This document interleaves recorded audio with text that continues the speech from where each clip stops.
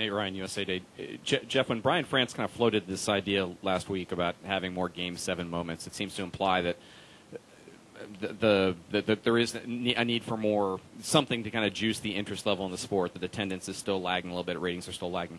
With all the changes, though, that have been made over the last year, boys have at it, the double file restarts, all that stuff, does that mean that stuff isn't working? I mean, at the midseason point of this new era, is that having an impact? And should NASCAR give that time to work? Or, what's your take on that? I think, well, keep in mind, my perspective is different than other people's perspective. My perspective is the same as I'm a race car driver, and I care about the sport and the well-being of the sport, but I don't view it from the same eyes as the fans view it. So I have to be careful. And when I say something's better for the sport, a lot of times I'm thinking about it from a competitor's standpoint, because I don't see, I'm not sitting in the stands. I think by far, from a quality of race standpoint, the double file restarts, all the things you mentioned, have enhanced the sport. I think it's made it better. I think it's wrong at any point, any business, any sport, personal life, whatever, to not always be trying to be better and trying to make it improved. The fact that it is better because of enhancing the competitiveness, enhancing the aggressiveness, all those things that racing's always been. The fact that has made it better makes, I think, NASCAR want to look and try to figure out how to do more. And I think that's why they're looking at reshuffling the chase, is because I think that all the other changes they feel like have been a positive effect. And when I'm with the fans, I think they believe it. They think it's a positive effect. So, NASCAR, in my opinion, this winter, all of these changes that were made this winter weren't because you guys thought it, or I thought it. It's because the fans were telling them this is what we want to see. And if the fans are telling them we want to see a more exciting chase, then I think NASCAR is going to do whatever they have to do to make it exciting. The fans get these votes, and I'm okay with that. I think the fan will drive this as well. Let's go Steve Ballard, David Newton, Dave Kallman. Go ahead, Steve. Steve Ballard, the Indianapolis Star. Jeff, when you haven't won in a while, but you're running pretty well most weeks, does it make it harder late in the race to kind of keep the big picture in mind and think points and top fives and stuff, and not just take a big risk and try to win the race? I think what you have to do is, in our case, our magic number has been like 20. 20 laps to go seems like things go downhill for us. I think what you have to do is to work hard, to quit waiting for something to happen. You know what I mean? You got to quit feeling like a victim. You got to take accountability for what's going on. You got to love the opportunity for that 20th lap to get here, because this is the race that we're going to make it so it works.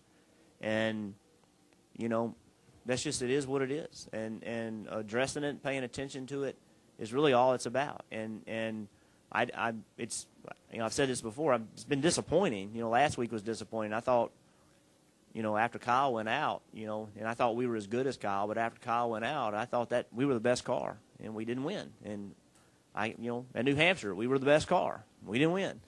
One didn't have anything to do with the other. We didn't not win Daytona because we didn't win New Hampshire. They had nothing to do with each other. Each one was a separate incident, and each one had a separate cause. And we just have to focus on what we're doing and look at how to be better. That's all there is to it. Let's go David Newton and Dave Kallman. Go ahead, David. Yeah, Jeff, David Newton, ESPN.com. Can you put in perspective what you thought Dale Jr.'s win in the nationwide race meant last weekend? I thought it was cool. I thought it was, anytime you see a 3-car with an Earnhardt entered at Daytona, I think that has a special meaning. To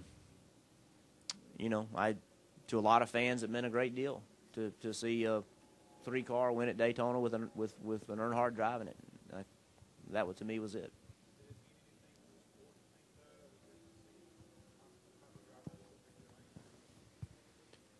Well, I mean, there's no question he's the most popular driver, and there's no question that people are looking for him to have success. And the buzz that goes around him is incredible. I mean, it's unbelievable. I don't envy his position at all. I think he handles it pretty well. Anytime the most popular driver wins a race, I think it's a positive thing for for those people that are fans of his. Dave Coleman right there, and then Angelique, and we'll continue. Go ahead, Dave. Dave Coleman, Milwaukee Journal-Sentinel. Jeff, I know everybody gets wrapped up. You get wrapped up in your own thing. You're paying attention to your own season. But if you look around, you see, Bobby Labonte, a champion with about a gazillion consecutive starts, about to be unemployed. Is that any sort of, wake-up call or reminder about how cruel this sport can be? And as another 40-something, do you have some sort of compassion there? Bobby and I have spoken a lot about it. I have a great deal of compassion for what Bobby's gone through and what he's continued to going through. I've been there. I can't say I've been in the position he's in, but I've looked at it, pretty closely. Been close to where he is. It's incredible that he's in that position. It's hard to understand. It's hard to figure that he's in that position. Honestly, Martin and I talked about it too, and you'd love to try to find a way to help him. You just you don't know how, and it's tough seeing a guy like that. Here's a champion that he's won about the same number of races I've won, sat on a lot of poles, led a lot of laps. In the position he's in, it's really hard to understand, to be quite honest. I think about it all the time. Final question. Go ahead, Angelique. Hi, Jeff. Can you talk about the challenges, maybe there aren't any, but the challenges of new fatherhood and racing at this level, obviously in life? Well, I'm surprised Jimmy's still running well, because I thought when you had children you weren't supposed to run well anymore. Jeff's got one coming. He can't do it because he's got another kid coming. We got a lot of people that are going to have to find drivers for because they have kids coming. Wasn't that it? Wasn't it last year or 2 years ago? Gordon had a baby and he couldn't run anymore because of that.